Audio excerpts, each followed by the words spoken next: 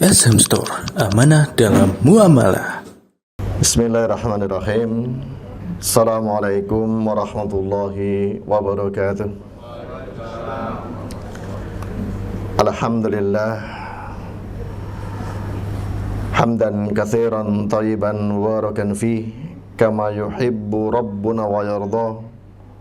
Wa asyhadu an la ilaha illallah wa la syarika lah, wa asyhadu anna Muhammadan abduhu wa rasuluhu la nabiyya ba'dah.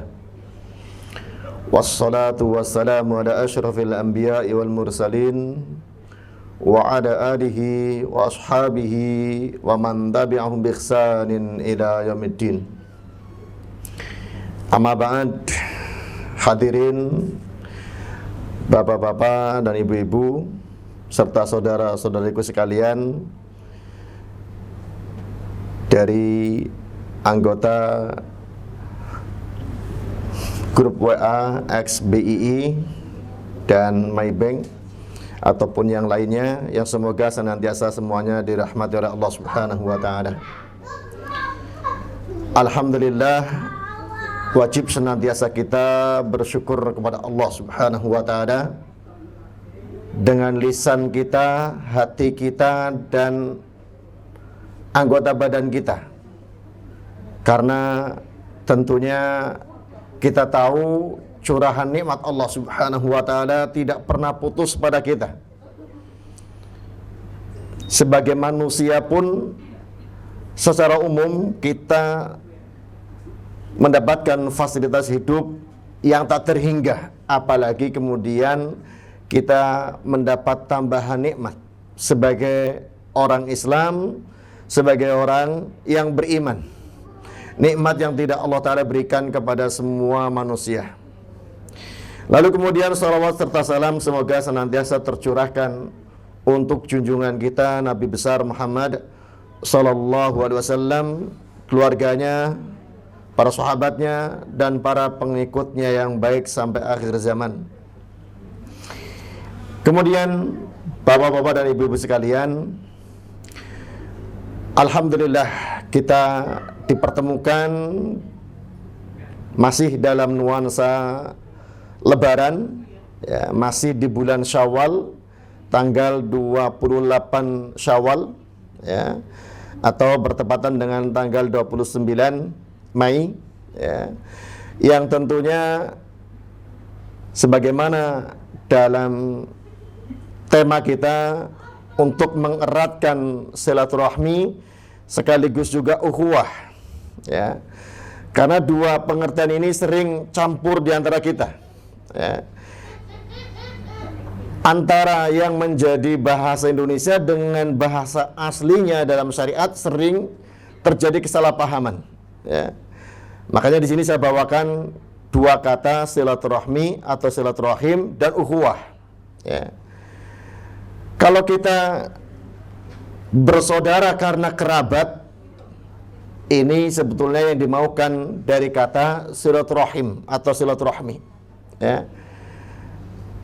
Tak kala Nabi SAW menganjurkan umatnya banyak silaturahim, itu dengan orang yang masih punya hubungan kekerabatan, ya, baik kerabat dekat maupun kerabat jauh. Adapun yang tidak memiliki kekerabatan dengan kita, hanya karena bisa jadi satu komunitas, pernah satu kantor, ya, seperti yang berkumpul hari ini.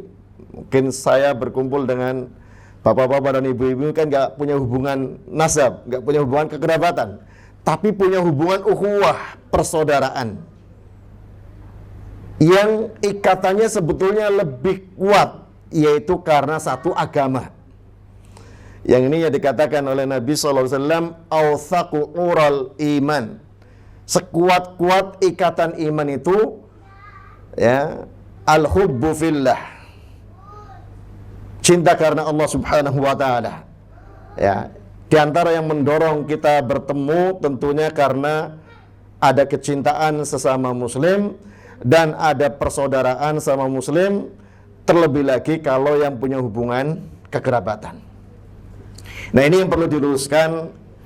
Istilah yang banyak beredar, tak kala ketemu dengan kawannya nyambung silaturahim, ya. Padahal bukan saudara, bukan apa-apa. Ini yang mestinya diluruskan, ya. Memang betul ada ikatan batin, ya, ada kecondongan hati kepada orang yang sudah lama bersama dalam komunitas apapun. Ini kecintaan-kecintaan yang memang sudah menjadi tabiatnya manusia, ya. Namun dalam agama diingatkan yang kekal dan langgeng sampai berlanjut ke akhirat tak kala persahabatan, pertemanan, hubungan saling mencintai didasari karena ketakwaan. Ya, ini semoga Allah Ta'ala ya menjadikan pertemuan kita yang asalnya karena mungkin komunitas pernah sama-sama di bank atau masih di bank BII hingga terbentuk ada grup WA XBII, kemudian meningkat, ya, bertemunya, berkumpulnya karena ada semangat, ya, belajar agama Islam ini. Allah Subhanahu wa taala mengatakan dalam surah Zukhruf ayat 67, Al-akhillau yawma idzin ba'duhum li ba'din adu illal muttaqin. Nah, surat Zukhruf ayat 67. Allah Ta'ala mengatakan yang artinya al-akhilla, orang-orang yang saling mencintai. Saling mencintai ini umum, suami istri saling mencintai, bapak anak saling mencintai, ya. Kakak adik saling mencintai, kawan karib, ya, saling mencintai, relasi dengan relasinya saling mencintai, dan seterusnya. Banyak kecintaan yang ada di antara kita. Bisa jadi karena kekerabatan, bisa jadi karena kesamaan hobi, bisa jadi karena kesamaan kerja, bisa jadi karena asal usul yang sama, ya. Kalau orang dirantau di luar negeri misalnya, ya, ketemu kawan yang berasal dari kampung yang sama, ketemu di luar negeri, wah kita bahagia sekali, yuk kita kumpul, cari teman-teman lain yang sekampung dengan kita, bikin komunitas, ya. Misalnya orang Surabaya di Amerika, kumpul bikin komunitas. Kecintaannya terbentuk karena berasal dari kota yang sama, ya. Dan ini banyak. Itu tabiat manusia wajar, ya. Karena sering ketemu, sering kumpul, akhirnya memunculkan kecintaan. Makanya Nabi SAW dalam satu hadis juga mengatakan, Al-mar'u ma'aman ahabba. Orang itu akan bersama dengan yang ia cintai. Kalau cintanya dengan orang baik, akan kumpul dengan orang baik. Kalau cintanya dengan orang yang tidak baik, yang jahat, berperilaku tidak baik, ya akan bersamanya, ya. Asalnya demikian. Makanya yang berkumpulnya karena Allah Subhanahu wa ta'ala, karena ketakwaan, karena keimanan, Allah Ta'ala menyebutkan orang-orang yang mencintai asalnya sebagian mereka dengan sebagian lain akan saling bermusuhan kecuali yang bertakwa. Ya, ini surah Zukhruf ayat 67. Makanya bisa jadi kita jumpai, ya, ada sengketa, ada konflik antara satu dengan kawannya yang padahal tadinya saling mencintai, ya, ribut. Karena apa? Kepentingannya dunia, kepentingannya masalah harta, kepentingannya masalah ambisi, tidak berlanjut sampai ke akhirat. Makanya bagi yang menginginkan punya hubungan langgeng, baik suami istri, ya, takalem bina rumah tangga, maka perlu dilandasi karena memang itu sunnah Rasulullah SAW memerintahkan untuk saling mencintai, ya, dibangun di atas ketakwaan, menjalankan perintah Allah dan berusaha menjauhi larangannya. Maka suami istri itu akan ketemu lagi nanti insya Allah di akhirat. Tapi jangan ketemunya di neraka, waliyadzubillah, ya. Di akhirat maksudnya dalam surga. Karena apa? Ketakwaan yang mendorong ketemu lagi. Tapi kalau salah satunya mencintai pasangannya karena dunianya, istri mencintai suaminya karena hartanya banyak, ya, sang istri mencintai suami karena gantengnya, ya, karena masalah urusan fisiknya, ya, nggak mau mematuhi urusan agamanya, bimbingan agamanya nggak mau dituruti, ya nggak akan ketemu, karena beda. Yang satu mencintai karena ketakwaan, yang satu tidak. Ya. Hadirin sekalian rahimani wa rahimakumullah. Maka tak kala awalnya kita bertemu karena masalah urusan dunia, tingkatkan pertemuan kita bukan semata-mata karena dunia. Memang yang menjadi sebab, ya, bertemu itu seringkali bisa karena bisnis, bisa karena kerabat, bisa karena pekerjaan, bisa karena hobi, bisa karena asal-usul dan seterusnya. Namun bagi seorang mukmin, tak kala iman sudah, ya, menghunjam dalam hati, kecintaannya tentunya karena Allah Subhanahu wa taala. Dalam hadis Anas bin Malik, Rasulullah sallallahu alaihi wasallam mengatakan, "Salasun man kunna fihi wajada bihinna halawatal iman." Ada 3 perkara.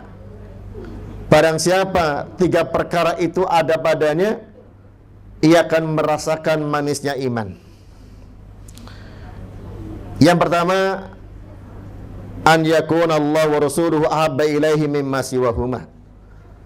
Allah dan Rasulnya yang paling dicintai daripada selainnya. Ya, lebih mengunggulkan agama Allah daripada urusan lainnya. Kalau ada hal-hal kaitannya dengan agama berbenturan dengan urusan dunia, pentingkan urusan agamanya. Ini tanda dia merasakan manisnya iman. Yang kedua, wa an yuhibbal mar'u la yuhibbuhu illa lillah. Wa an yuhibbal mar'a la yuhibbuhu illa lillah. Tidaklah mencintai seorang kecuali karena Allah Subhanahu wa taala.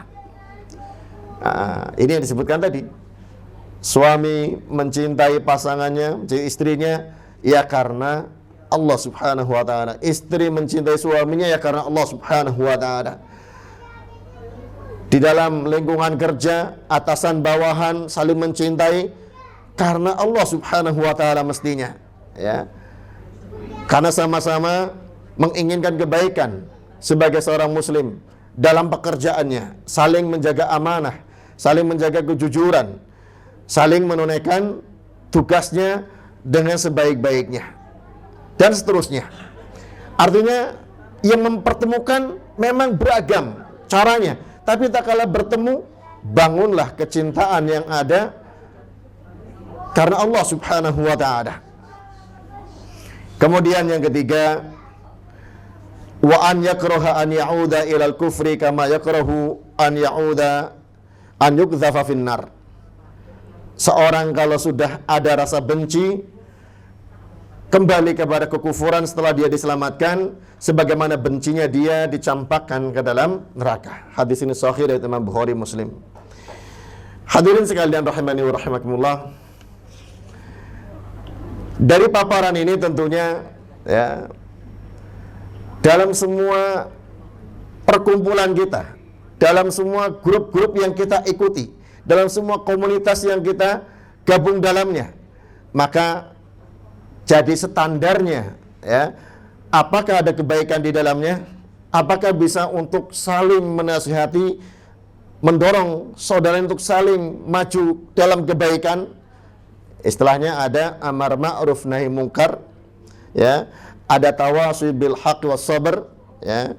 Kalau ada di dalamnya seperti itu, ayo lanjutkan, karena itu tentunya lillah, karena Allah Subhanahu wa taala, yang persaudaraan kita akan berlanjut sampai akhirat nanti, kalau memang landasannya adalah at-taqwa, ketakwaan. Dan ini ikatan yang sangat luas, ya, tanpa ada batas. Bisa jadi dalam satu wilayah, bisa jadi dalam satu negara, bisa jadi dalam seluruh dunia, ya. Ini ukhuwah yang global dan tanpa ada batas waktu pula, ya. Karena kalau kita mencintai orang yang masih hidup saja, ya, ini berarti terbatas waktunya sepanjang kita hidup. Padahal persaudaraan kita ini bukan hanya sebatas dengan orang yang masih hidup. Bahkan tatkala Nabi SAW mengatakan almar'u ma'aman ahabba, orang itu bersama yang ia cintai, ia termasuk kita cinta terhadap orang-orang soleh yang sudah meninggal dari kalangan para nabi, ya, dari kalangan para rasul, dari kalangan para sahabat yang telah gugur dalam jihad fisabilillah, para ulama, orang soleh dan seterusnya. Jadi ruang lingkup kecintaan sebagai seorang muslim kepada muslim lainnya bukan hanya kepada yang masih hidup. Nah, ini luar biasanya. Kalau kita cinta dengan para nabi, para rasul, orang-orang soleh, Rasulullah mengatakan akan dikumpulkan bersama yang ia cintai.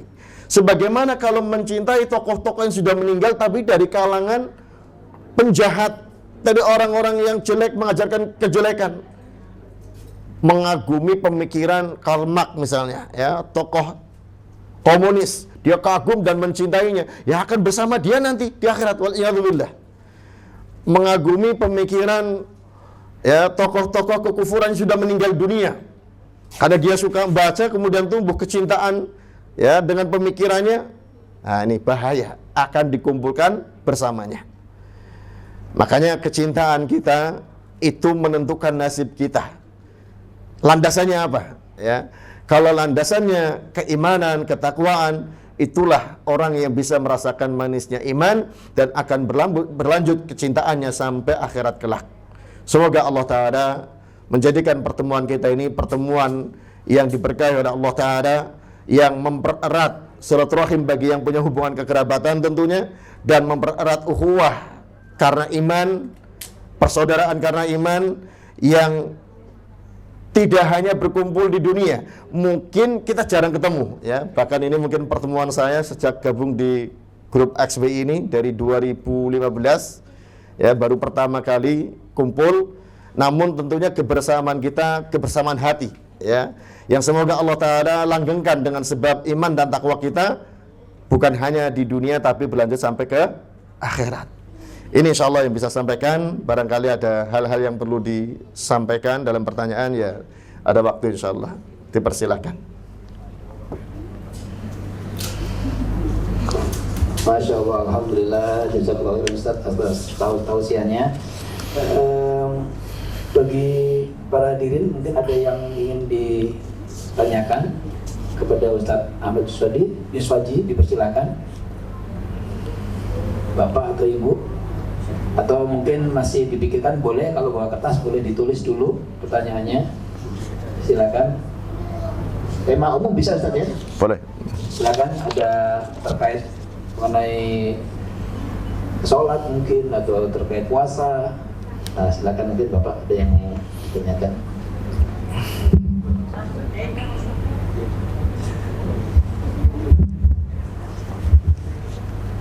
Assalamualaikum warahmatullahi wabarakatuh. Waalaikumsalam warahmatullahi wabarakatuh. Alhamdulillah.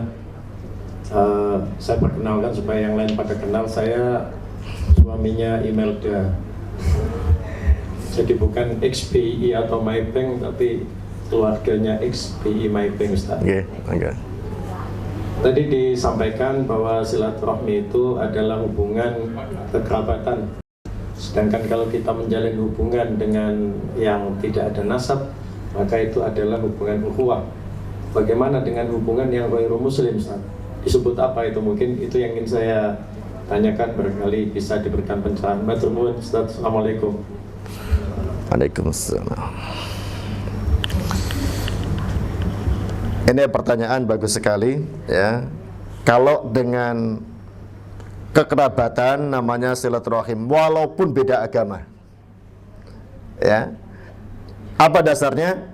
Diceritakan oleh Asma bintu Abi Bakrin As-Siddiq, ya, radhiyallahu anhuma. Asma ini iparnya Rasulullah SAW, karena Asma ini kakaknya Aisyah radhiyallahu anha. Dia bercerita suatu kali dapat kabar ibunya yang masih musyrikah, belum masuk Islam, mau berkunjung, nyambung silaturahmi ke anaknya, ya, ibu nyambung silaturahmi ke anak, tapi berbeda agama. Asma yang mendengar ini nggak langsung mengiyakan untuk menerima kunjungan ibunya. Tanya dulu ke Rasulullah SAW, minta fatwa. Wahai Rasulullah, ibuku yang masih musyrikah mau nyambung silaturahmi, apakah aku boleh nyambung silaturahmi dengan ibuku yang beda agama? Kata Nabi SAW, siliha, sambunglah. Jadi justru silaturahmi ini bukan terbatas kerabat yang seagama. Ya, ini kadang sebagian teman hanya beda aliran aja dalam beragama, beda organisasi nggak mau silaturahmi. Ya, keliru. Beda agama pun dianjurkan tetap silaturahmi. Adapun kalau yang bukan kerabat membina hubungan baik dengan yang non muslim, ya, ini ukhuwatul insan atau ukhuwah insaniyah, persaudaraan karena manusia. Dan prinsipnya agama Islam, kalau non muslim tidak mengganggu, tidak menyakiti, tidak menyerang orang Islam, Islam tidak melarang untuk berbuat baik kepada mereka, bahkan tetap diperintahkan berbuat baik kepada mereka sebagai daya tarik dan sebagai simpatik agar menampilkan Islam dalam citra yang baik. Karena prinsipnya dikatakan oleh Rasulullah SAW, innallaha katabal ihsana ala kulli syai'in. Sungguh Allah Ta'ala mewajibkan berbuat baik terhadap segala sesuatu. Bahkan digambarkan oleh beliau sampai pun wa idza qataltum fa ahsinul qitlah. Bila kalian bunuh, lakukanlah pembunuhan dengan cara yang terbaik. Jangan memutilasi, jangan mencincang, jangan ya membunuh dengan cara yang sadis. Andai kata harus membunuh, boleh belum tentu manusia, belum tentu bisa hewan yang memang diperintahkan untuk dibunuh. Ular misalnya masuk ke rumah kita, diperintahkan dibunuh, ya dibunuh sewajarnya, jangan kemudian dicincang saking jengkelnya, dirajang-rajang misalnya ya. Atau cicak yang diperintah dibunuh, ya bunuh asal mati sudah. Dalam peperangan pun kalau bunuh, ya bunuh sewajarnya. Wa idza dzabhtum fa ahsinu dzibhah. Bila kalian nyembelih, berbuat baiklah dalam menyembelih. Nah, hewan yang harus mati dengan dibunuh berarti nggak layak untuk dimakan, nggak halal. Atau hewan yang memang ya mati dengan cara disembelih yang halal untuk dimakan, caranya semuanya dengan cara yang terbaik. Ini hewan yang nggak berakal, ya, yang harus mati, yang boleh dimakan maupun tidak boleh dimakan dengan cara yang terbaik. Apalagi manusia yang berakal, ya, yang punya hati, maka harus diperlakukan dengan baik walaupun beda agama. Justru agama Islam ini kebaikannya universal, ya, luas untuk semua ciptaan Allah Subhanahu wa Ta'ala.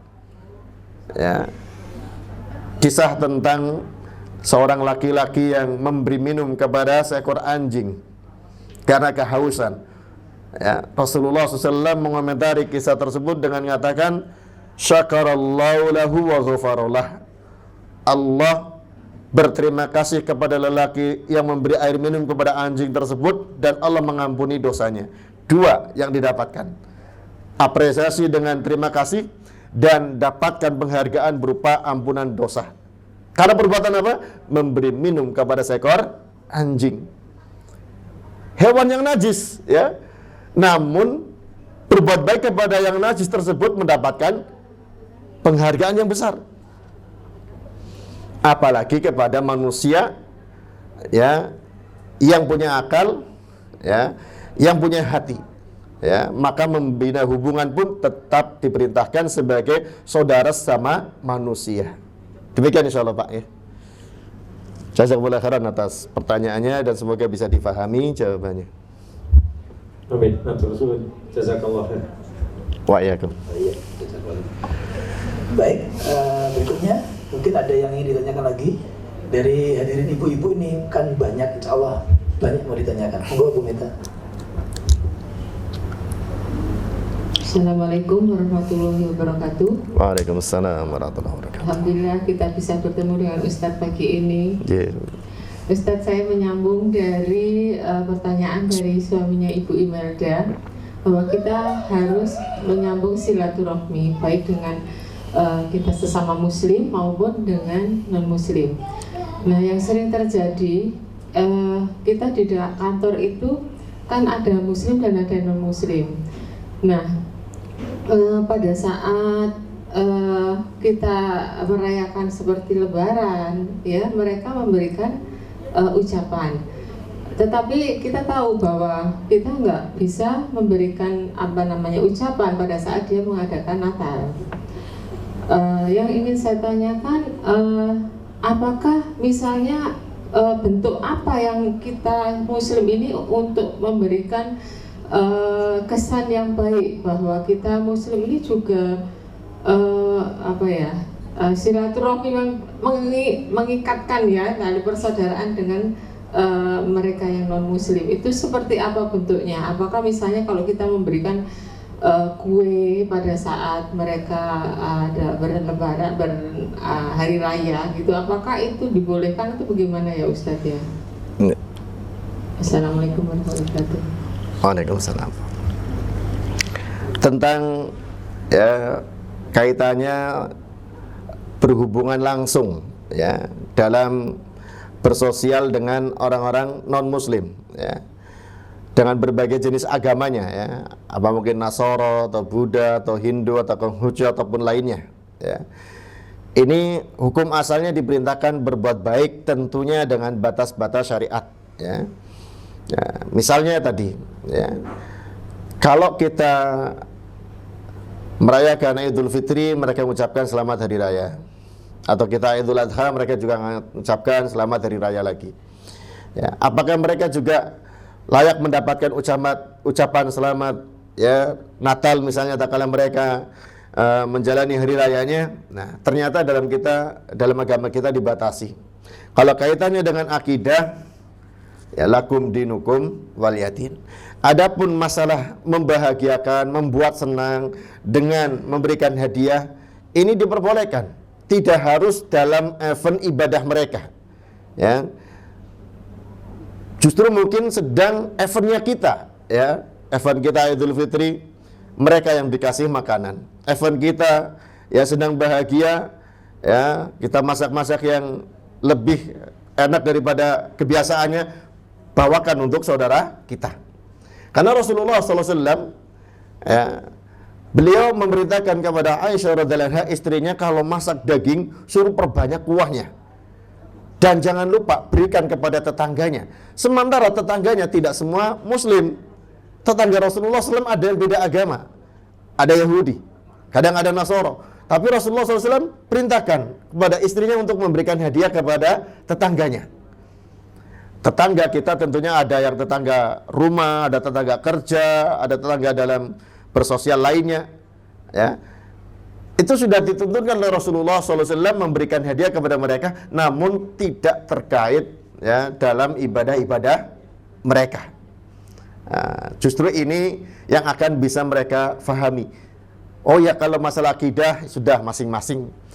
Dalam masalah muamalah duniawiyah, oh iya, ternyata saling memperhatikan ya, saling memperhatikan. Bahkan Rasulullah SAW menengok anaknya orang Yahudi yang sakit, jenguk anak orang Yahudi yang sedang sakit, sampai anaknya malah tertarik untuk masuk Islam, minta pertimbangan kepada bapaknya. Bapaknya mengangguk, silahkan masuk Islam. Karena apa?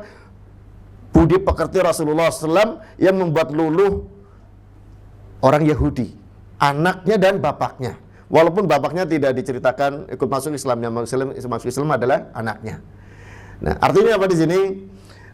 Berbuat baik dengan beri hadiah, memberi oleh-oleh, memberi jajanan, memberi makanan kepada non-Muslim, ya, itu suatu yang dicontohkan oleh Rasulullah SAW, namun tidak terkait dalam event ibadah.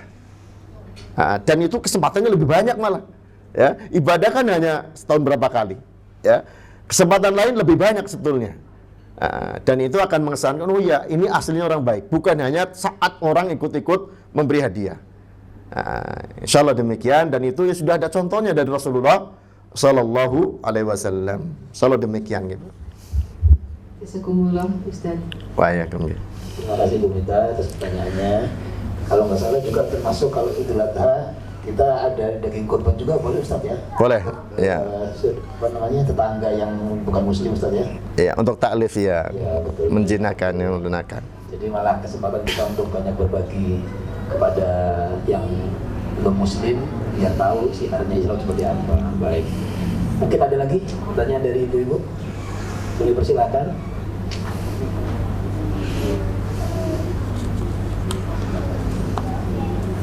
Masih ada kesempatan sampai jam 11 kalau mau ada yang ingin ditanyakan lagi. Pertanyaan umum bebas, boleh silakan terkait fikih mungkin atau akidah juga boleh, silakan Mari Ibu. Assalamualaikum warahmatullahi wabarakatuh. Waalaikumsalam. Maaf, saya mau menanyakan di luar ini. Ya. Saya mau menanyakan masalah zakat mal. Oke.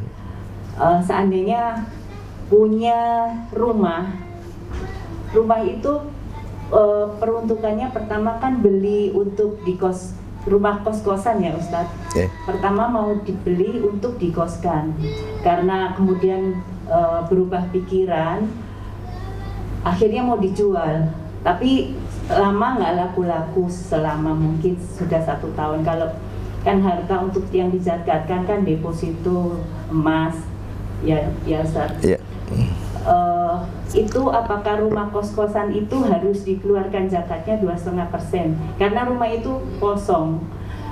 Yang saya pelajari sih kalau rumah itu ditinggalin itu nggak keluar, bukan kita yang ninggalin, mamanya ada kerabat yang ninggalin rumah itu nggak keluar zakatnya. Tapi kalau seandainya rumah itu kosong, apakah itu termasuk setara dengan harta simpanan? Ya. Makasih. Ya, insyaallah. Zakat mal ini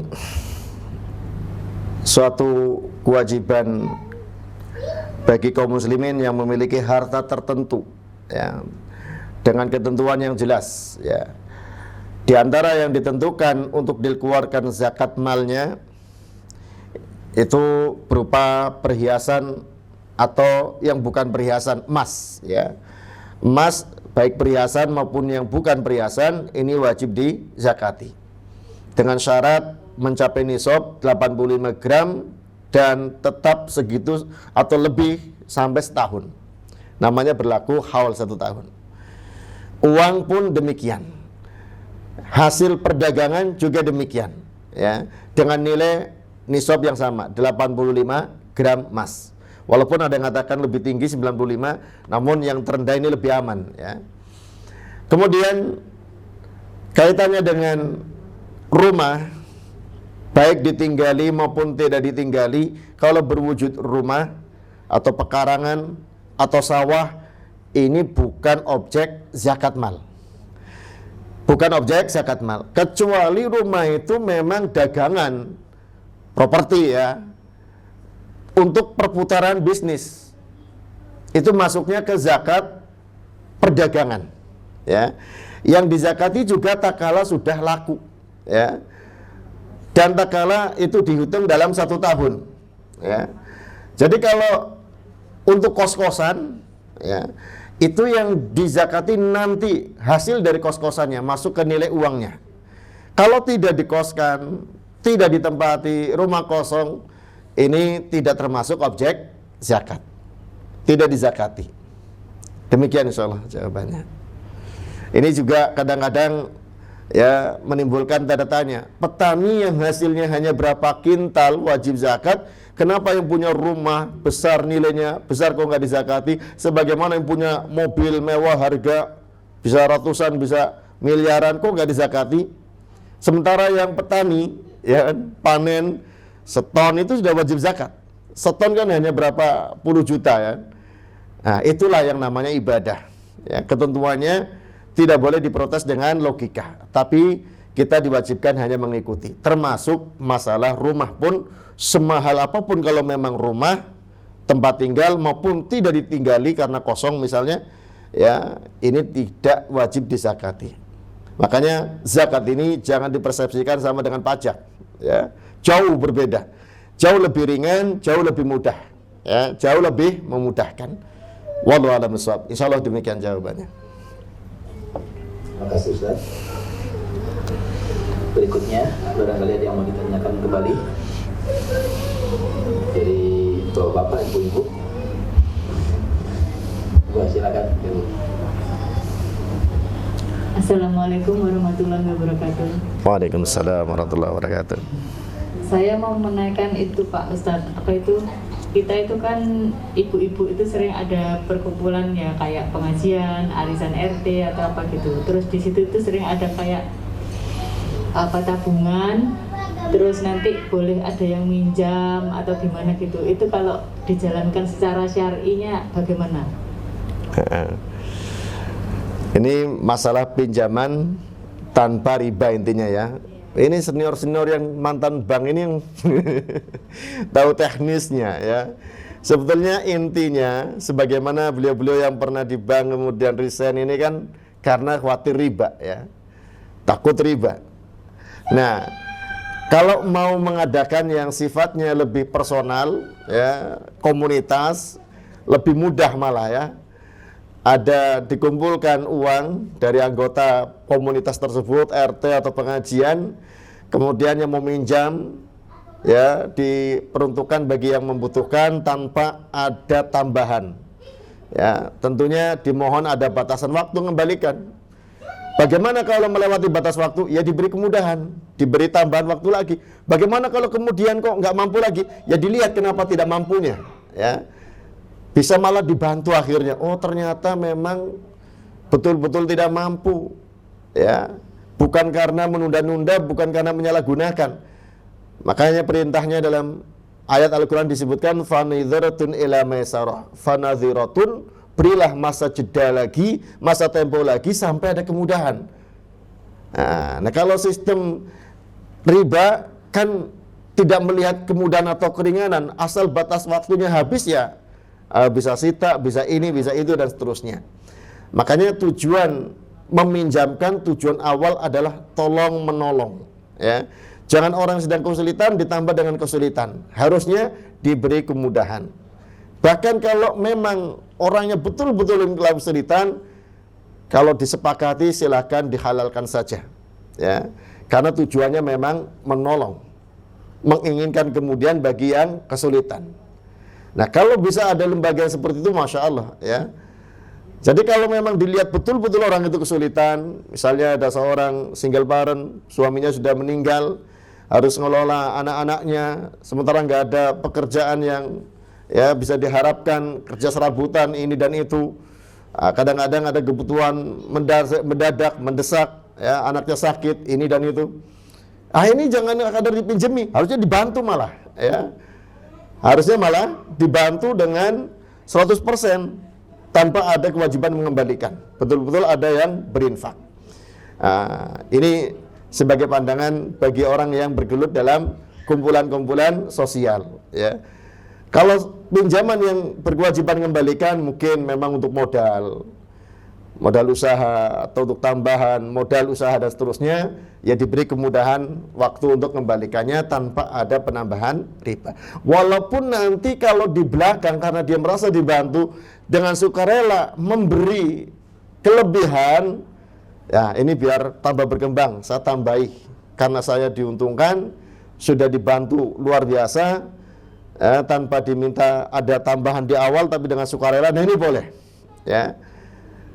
Ini infak dari orang yang pernah dibantu dengan dasar untuk memudahkan bagi yang pernah mengalami seperti dia alami ya. Ini bagus ya. Makanya kadang ada sistem yang seperti ini di lembaga-lembaga syar'i tak kalah ngelola keuangan ya. Di awal nggak ada perjanjian tambahan, tapi tak kalah selesai dia ternyata diuntungkan dengan pinjaman tersebut, dia nambah sendiri. Kesadaran ya sebagai bentuk terima kasih kepada lembaga tersebut dan untuk dikelola lagi lebih besar lagi. Wallahu a'lam bishawab. Mungkin ini sebatas yang bisa saya sampaikan. Boleh nambah Ustaz? Silakan. Ini kasusnya begini. Saudara saya itu sama tetangganya ini jadi anggota koperasi. Habis itu yang tetangganya itu lagi kesusahan gitu, habis kena kecelakaan, intinya butuh uang, tapi beliaunya itu sudah ngambil pinjaman, jadi kan nggak bisa ngambil lagi. Kemudian pinjem nama kakak saya, selang beberapa bulan gitu kakak saya meninggal. Otomatis dari koperasi itu kan dibebasin itu Ustadz ya, maksudnya nggak harus untuk mengembalikan karena ada asuransi atau apa mungkin kayak gitu. Itu gimana Ustaz? Ini soalnya gini, ahli warisnya itu keponakan saya itu kan tanya-tanya terus begitu, gimana tante, apa aku harus apa intinya apa nagih atau gimana? Soalnya orangnya itu sudah memutuskan karena ibumu sudah meninggal, ya aku sudah nggak bayar utang lagi gitu. Gimana Ustaz? Menurut Ustaz maksud saya? Ya. Ini yang pinjam atas nama orang, uangnya sudah diambil, dipakai, tak kalah nyicil atas nama orang yang sudah meninggal ya. Tapi kemudian tak kalah sudah meninggal berarti orang ini dianggap lunas kan? Diputihkan istilahnya ya, pemutihan ya. Nah, dalam kasus seperti ini keluarga waris ini gak punya kewenangan untuk nuntut apa-apa ya. Nuntutnya dari sisi mana kelihatannya? Karena orang ini malah justru meninggalnya sebagai musibah betul, tapi membawa keberuntungan bagi yang hutang tadi. Karena menjadi tertutup hutangnya. Tinggal hubungan sebetulnya aslinya itu kan hanya sekedar nama ya. Hubungan aslinya justru antara yang peminjam sebenarnya dengan pihak koperasinya. Nah ini yang perlu justru kejujuran. Datang, terangkan. Itu yang meninggal itu sekedar nama, yang hutang saya. Nah regulasinya gimana kalau ada kasus seperti ini ya? Ini yang saya kurang paham aturannya seperti ini. Kalau dalam urusan syar'inya yang hutang itu tetap wajib bayar hutang, karena yang itu sekedar nama. Misalnya saya mau hutang ke Pak Daro langsung sungkan, saya minta tolong ke Pak Nungki, tolong pinjamkan Pak Daro. Ya, kemudian sekadar contoh, Pak Nuki meninggal misalnya, jangan ya dulu ya, sekadar contoh. Saya diuntungkan, alhamdulillah lunas hutang saya kan. Loh, saya tetap hutang masalahnya ke Pak Daro, kan gitu kan. Nah, yang meninggal itu hanya pihak ketiga sekadar dipakai namanya. Hutangnya orang tadi tetap ada harusnya. Ini dalam pertimbangan syar'i yang saya sampaikan ya. Kalau aturan koperasi saya kurang paham. Karena nanti di akhirat orang yang berhutang itu tetap akan dituntut, kecuali betul-betul sudah dihalalkan. Karena masalahnya pihak koperasi menghalalkan untuk yang meninggal, sementara yang hutang masih hidup. Bisa dipahami ya alur ceritanya ya. Masalahnya kalau nanti ke bawah sampai akhirat, masalah hutang itu terbawa. Nah ini yang perlu diatur kemudian. Kalau ada kasus seperti ini, apakah betul itu dianggap lunas ya bagi yang betul-betul peminjam karena dia pakai nama orang lain. Nah ini wallahu alam, makanya saya belum bisa jawab kalau ada kasus seperti ini. Kalau urusannya personal bukan lembaga, tetap harus nyaur utang. Walaupun waktu minjem pakai nama orang lain. Bisa dipahami ya. Kalau kasusnya personal seperti kalau lembaga, ya itu perlu ada aturan lagi, harusnya diperjelas itu. Biasanya itu karena menyiasati, dia mau pinjam lagi sudah nggak bisa karena masih ada batas waktu lagi, moratorium bagi dia yang nggak boleh pinjam karena sudah ada pinjaman. Sementara pinjam bagi orang lain ternyata orangnya meninggal, diputihkan. Nah, ini secara aturan begitu, tapi secara sebenarnya di hadapan Allah ini masih hutang masalahnya. Ini yang saya belum bisa jawab masalah seperti ini Bu ya. Ya mohon maaf ini yang kasus seperti ini, masalah koperasi seperti ini pakai nama pihak lain kemudian meninggal dan seterusnya, saya kurang mengetahui persis aturan-aturannya. Dan kalau secara personal, secara syar'i masih harus nyaur utang, harusnya. Insya Allah begitu yang saya sampaikan. Wallahu a'lam bishawab. Cukup Ibu. Tadi saya dengar dikit kalau nggak salah ada asuransi yang menutup hutang tadi gitu ya Bu ya. Betul ya?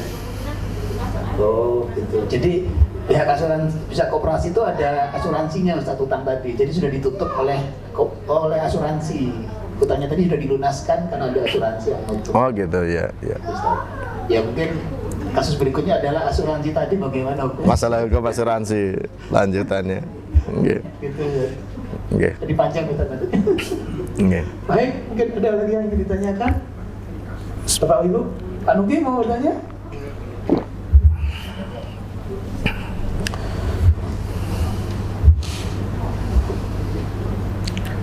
Assalamualaikum Ustaz. Waalaikumsalam warahmatullahi wabarakatuh. ikutan bertanya Ustaz. Sehubungan dengan kewajiban zakat. Jadi apabila seseorang ini sudah memenuhi nisab dan insya Allah pendapatannya melebihi dari yang kewajiban nisab yang harus disetorkan atau dizakatkan, pertanyaannya kan berarti dia harus membagi sebagian dari hartanya dia untuk zakat. Tapi pertanyaannya, dia juga punya kewajiban lain yang harus dipenuhi, Ustaz. Nah, yang ditanyakan, kewajibannya itu sebenarnya kalau dibayarkan langsung itu menjadikan dia tidak sampai nisab, Ustaz. Mungkin ini kan teman bank semua mungkin lebih, dan masih ada yang fresh lebih paham dari saya. Contohnya aja pembayaran kartu kredit, Ustaz. Kan itu bisa diangsur, Ustaz. Jadi kalau seandainya si A ini membayar dalam 1 bulan contoh 50.000, berarti dia masih ada sisa harta yang harus disetorkan. Tapi sementara utang kartu kreditnya itu gede, Ustaz. Nah ini kan tergantung dia mau bayar 50.000 atau melunasi kartu kreditnya. Nah itu yang saya tanyakan, apakah ini ada aturannya atau bagaimana? Kalau dia hanya bayar 50.000 berarti dia harus tetap zakat. Tapi kalau dia ngomong, lah aku kudu melunasi contoh 5 juta, berarti kan aku tidak harus zakat karena jadi lebih besar hutangnya, kata Ustaz. Itu apakah ada aturannya, Ustaz? Monggo. Pak Darsul, assalamualaikum. Waalaikumsalam. Kartu kredit ini sebetulnya orang hutang dibayar cicil ya. Ada plafonnya biasanya ya. Dalam setahun dikasih plafon hutang sampai, tergantung banknya ya, tergantung perjanjiannya juga. Kalau orang yang sudah mencapai nisab hartanya, walaupun dia punya hutang-hutang yang harus dilunasi tapi memang berjangka ya, hutang yang dasar hutangnya dengan ada jangka per bulan, ada mungkin yang hitungannya lebih daripada per bulan, 2 bulan atau per semester misalnya. Tapi memang dalam perhitungannya itu ada kemampuan yang untuk bayar gajiannya misalnya atau yang lainnya ya, dengan perhitungannya dari ambil potongan gajinya misalnya kan. Sementara yang sudah masuk nisab itu ya, ini yang wajib dizakati. Sementara yang sudah diperhitungkan untuk nyarutan ya jangan dimasukkan. Ya kan? Misalnya hutangnya harus cicil per bulan 1 juta misalnya ya. Sementara gajinya yang masuk gaji per bulannya dipotong itu masih aman ya. Biasanya kan udah perhitungan kayak gitu orang-orang seperti ini ya. Maka tak kala perhitungan harta yang tersimpan itu masih mencapai nisab dan berlalu sampai 1 tahun, itu tetap wajib dizakati. Karena itu hutang berjalan, hutangnya masih berjalan. Dan ada persiapan-persiapan yang diperhitungkan penghasilan bulanan yang untuk nyarutang. Jadi di situ tidak mengurangi nisabnya. Sebagaimana orang yang berpenghasilan bulanan kadang-kadang nggak ditambahkan, nggak mesti ditambahkan, karena yang nisab ini yang memang setahun segitu yang mencapai nisab. Ada emas misalnya udah 100 gram, ada masukan lain gaji bulanannya, nggak perlu dimasukkan, yang masukkan adalah zakat emasnya. Hutang kartu kreditnya diambilkan dari gaji bulanannya. Nah, insya Allah demikian ya, tetap wajib dinunaikan zakat malnya dengan harta yang sudah mencapai nisab. Adapun hutang bulanannya ya tetap harus ditunaikan sesuai dengan yang sudah dipersiapkan sebelumnya. Jadi pada prinsipnya yang saya tangkap, zakat itu prioritas. Jadi kita harus pandai-pandai mengatur cash flow supaya zakat tetap berjalan, prioritas utama. Sementara hutang adalah nanti disesuaikan. Meskipun saya yakin Mas Iswan tidak punya kartu kredit, Ustaz. Karena hutang itu bukan hanya kartu kredit ya. Para pedagang itu rata-rata punya hutang. Barang-barang dagangannya ada yang memang tempo, ya, tempo ada yang bulanan, ada yang tergantung barangnya, ada yang setengah tahun dan seterusnya. Sementara hartanya juga ada yang wajib dizakati. Ini hutangnya gimana? Ini hutang dagangan masalahnya. Ini nggak mengurangi nisab, karena itu sudah menjadi rutinitasnya. Ya. Sebagaimana umumnya kalau orang berdagang itu mesti ada piutang dan ada hutang. Perputarannya seperti itu. Jadi ini jangan dimasukkan. Ya dimasukkan yang memang sudah mencapai nisab berlalu 1 tahun. Haul. Wallahu a'lam bishawab. Ya Ustaz, coba. Kayaknya satu pertanyaan lagi terakhir Ustaz sebelum diakhiri karena sudah hampir jam 11. Ini ada adik kita yang mau bertanya. Yeah. Silakan.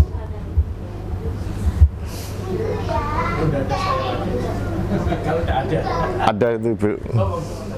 Silakan. Oke, Assalamualaikum warahmatullahi wabarakatuh. Waalaikumsalam warahmatullahi wabarakatuh. Ustadz, saya ingin menanyakan tentang gambar. Jadi kan saya pernah dengar kalau gambar yang menyerupai makhluk hidup itu nggak boleh. Tapi di sekitar saya tuh banyak teman yang suka gambar yang seperti itu, bahkan membuat webtoon yang menjadi sumber penghasilan atau digambar di casing gitu. Jadi sumber penghasilannya apakah teman saya yang muslim ini sebenarnya lagi pakai uang haram gitu Ustaz dari penghasilannya menggambar gitu. Yeah. Lalu dari kecil juga kartun-kartun kan banyak. Terus ada Disneyland juga. Apakah kita yang kesana itu juga sebenarnya nggak boleh? Terus baca webtoon itu sebenarnya juga nggak boleh karena itu sesuatu yang gambarnya itu sendiri nggak diperbolehkan sebenarnya meskipun isinya lumayan edukatif menurut saya. Yeah. Sekian. Yeah. Tentang gambar ini ada 2 jenis sebetulnya ya. Pertama yang sifatnya fotografi. Yang kedua gambar yang dengan tangan langsung. Ya, tangan baik dengan kanvas ataupun dengan pensil atau dengan pulpen gitu ya, dengan menggunakan tangan langsung. Dalam hal ini ada perbedaan di kalangan para ulama. Asy-Syaikh Al-Utsaimin rahimahullah taala membolehkan hukum gambar yang menggunakan alat fotografi, ya, seperti HP dan yang semisalnya. Karena ini bukan gambar dengan tangan langsung. Ini adalah cahaya yang disorotkan yang bisa menangkap objeknya hingga tetap utuh bisa dicetak. Digambarkan oleh beliau seperti orang melihat cermin tapi kemudian ditangkap gambar dalam cermin tersebut, orangnya pergi, gambarnya masih ada. Itu boleh kata beliau. Karena itu bukan kerja tangan asalnya, ya. Itu hasil dari teknologi penggunaan cahaya. Kemudian yang kedua yang menggunakan tangan, gambar ini ada 2 macam lagi. Ada gambar makhluk bernyawa, ada gambar yang bukan makhluk bernyawa, ya. Kalau yang tidak bernyawa sepakat, ya, ini halal, gambar pohon, gambar ruangan, gambar apapun selain makhluk yang bernyawa diperbolehkan. Adapun yang makhluk bernyawa, ya, ini banyak ulama berdasarkan hadis Nabi SAW, misalnya hadis yang mengatakan la'anallahul musawwirin, Allah melaknat orang-orang yang membuat gambar. Bahkan di antara hadis lagi, di antara siksaannya nanti akan diperintahkan menghidupkan gambarnya untuk menyiksa dia sendiri. Karena itu makhluk bernyawa. Ya. Maka di sini yang diharamkan dengan tegas adalah menggambar apalagi yang timbul, ya, seperti patung, ya, bentuknya timbul, apalagi patung, ini yang diharamkan dalam agama Islam. Kadang ada yang mensiasati kalau untuk edukasi dalam pelajaran, misalnya guru perlu gambar untuk menampakkan ini loh yang namanya unta. Di Indonesia nggak pernah ada unta, mau diartikan unta seperti apa kan? Digambar. Kemudian untuk selamat dari ancaman tersebut, gambar untanya jangan sampai bernyawa, lehernya dipotong misalnya, ya, nggak disambungkan, ya, hingga dia tidak terjatuh dalam hukum menggambar yang terlarang. Nah, ini diantara metodenya lagi. Ada yang mengatakan lagi dengan dipoloskan bagian wajahnya, karena itu nggak mungkin bernyawa, ya. Makanya ada beberapa buku, ya, edukasi masalah bahasa Arab, masalah apa, masalah akhlak yang mengharuskan ada gambar, namun dihindari bagian wajahnya. Nah, intinya memang ya menggambar makhluk bernyawa ada ancamannya, terlarang, dan hingga tidak ada dispensasi dalam masalah ini, kecuali kalau dilakukan rekayasa tadi agar tidak dianggap sebagai makhluk bernyawa. Itu pun tak kala tidak bisa dihindari penggunaan gambar. Maka kalau bisa dihindari penggunaan gambar makhluk yang bernyawa itu lebih baik. Dan alhamdulillah kita dengar ada beberapa pelukis yang tadinya pelukis semuanya dilukis. Ada teman di daerah Klaten, pelukis nasional, ya, Pak Khairul Umam apa siapa namanya. Bahkan salah satu lukisannya setelah dia beralih ke pelukis natural, melukis alam, dibeli oleh Pak SBY misalnya. Dan beberapa tokoh nasional yang ambil gambar beliau. Dia sudah menghindari yang melukis makhluk bernyawa, tapi tetap nilai jualnya tinggi, ya, karena memang karyanya yang luar biasa. Ya, artinya apa? Dalam beragama tidak menghalangi kreativitas, tetap boleh melukis dengan melukis hal-hal yang diperbolehkan dalam agama, yaitu makhluk yang tidak bernyawa. Dan ada salah satu ustadz di tempat saya, ustadz tapi juga pelukis. Penghasilannya selain jadi honor sebagai ustadz juga dari pelukisnya, lebih besar malah jadi pelukisnya, ya. Tapi tentunya dengan melukis objek yang tidak bernyawa. Mungkin ini bisa sampaikan, dan ini sudah jam 11, mohon maaf ini ada acara lagi di tempat lain ini. Jadi mungkin saya akhiri pada kesempatan kali ini. Saya mohon maaf barangkali ada hal-hal yang tidak berkenan, kurang lebihnya kalau benar tentunya dari Allah Subhanahu wa taala, kesalahan dari pribadi saya semoga Allah taala ngampuni dan semoga dimaafkan oleh Bapak Ibu dan hadirin sekalian. Subhanakallahumma wa bihamdik asyhadu an la ilaha illa anta astaghfiruka wa atubu ilaik. Wassalamualaikum warahmatullahi wabarakatuh.